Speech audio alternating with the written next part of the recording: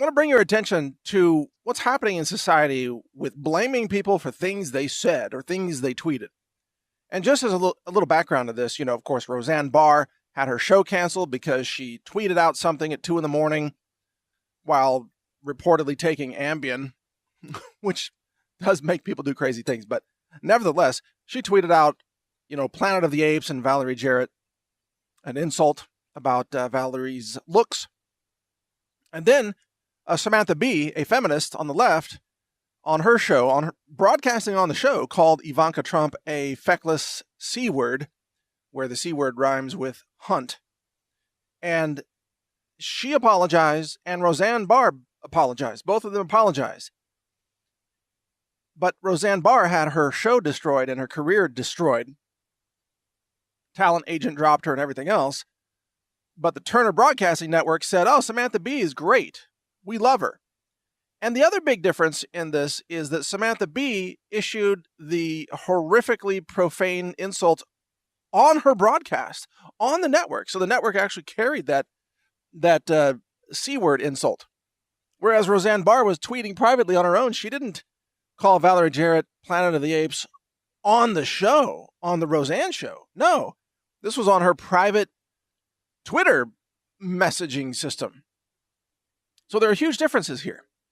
But if you look at now Joy Reid is on MSNBC, and she had, many years ago, she had said a lot of really crazy, nasty things on her blogs.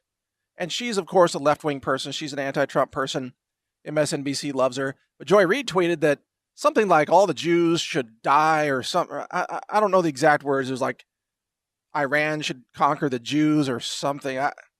I'm paraphrasing because I can't remember the exact words, but it was some pretty crazy stuff. And there's a lot of other stuff. And then she absurdly claimed that, hackers traveled back in time and hacked my blog from 2006 or whatever it was.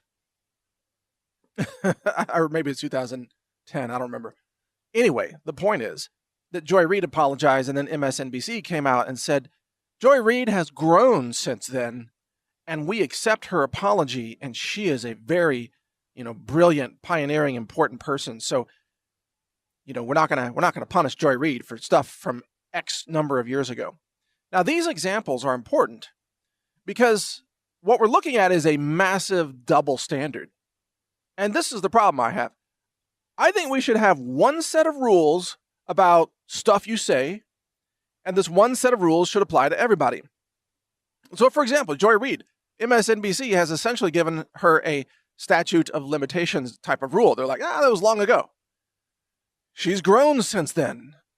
Okay, well, I'm willing to accept that if it's universally applied, where nobody gets raked over the coals for stuff they said, let's say 5+ years ago. Maybe we should have a 5-year statute of limitations about commenting on stuff people said, because hasn't everybody grown in the last 5 years? I mean, is it just Joy Reid, or has everybody else also aged 5 years and learned more things in 5 years? Because I'm pretty sure it's universal. Roseanne Barr has been raked over the coals about stuff she said over 5 years ago. Stuff she said about 9/11, stuff she said about, I don't even know the details, Obama and other people, Susan Rice, I think.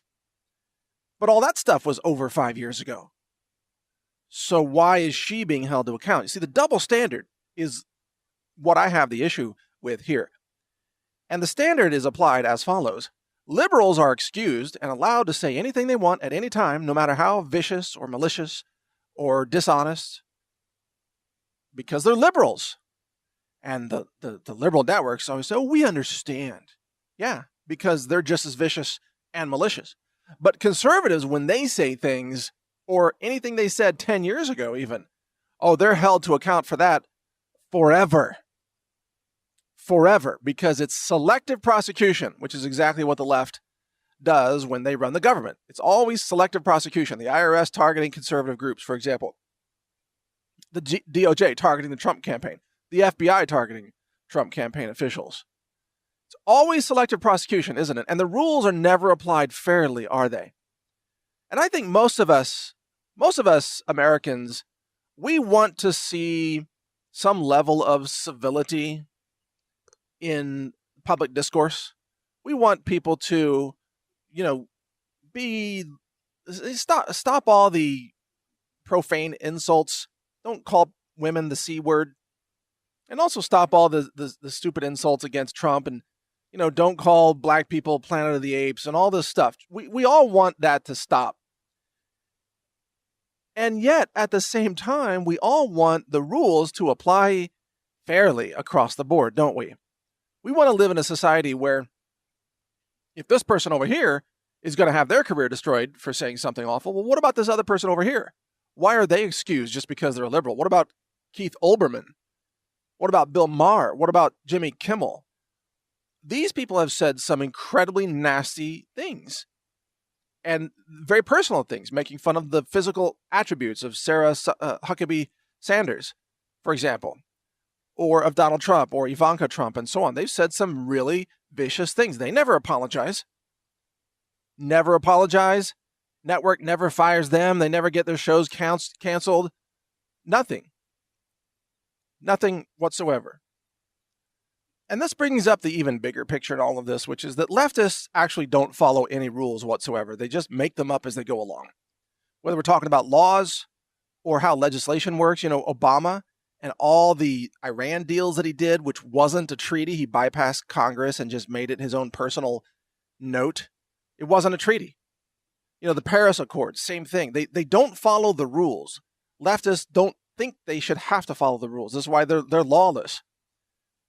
Sanctuary cities are lawless. They violate immigration law. And the same thing is true when it comes to holding people accountable for things they've said. According to the left, you're only held accountable if you're a conservative. But if you're a liberal, you can say any crazy, nasty, offensive thing that comes to your mind. There will be no repercussions because you're a liberal. Because liberals are never held to account for the things they do or the things they say. Look at Bill Clinton. Sexually assaulted, raped multiple women. What about the Me Too movement? Took down Harvey Weinstein. Took down all these other people. Took down Charlie Rose, many others, Bill Cosby. What about Bill Clinton? How come he gets a pass? Oh, because he's a powerful Democrat who supports abortion. So there's a really wicked double standard in all of this. And this is why more and more people are deciding to never let Democrats have power over them. And if you don't want Democrats to have power over you, where they're going to apply rules and laws in an unfair, biased manner, then don't let them win public office. Vote against Democrats if you don't want them to have power over you.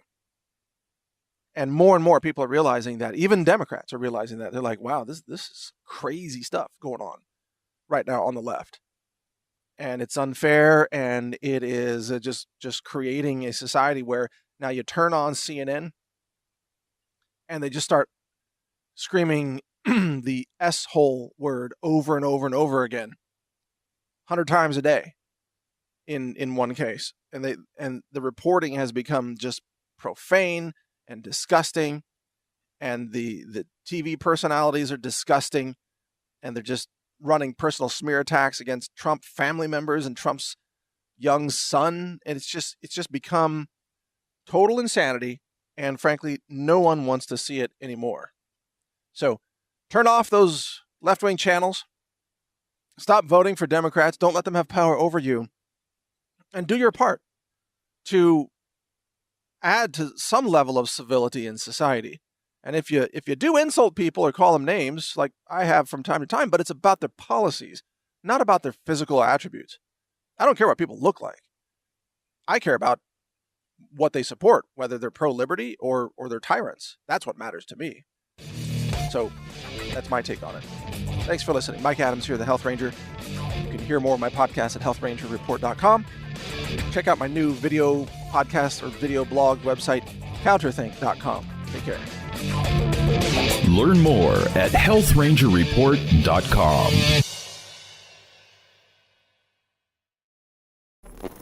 Thank you for watching. If you want to support our mission, visit us at healthrangerstore.com for the world's largest selection of lab-verified superfood and nutritional products for healthy living.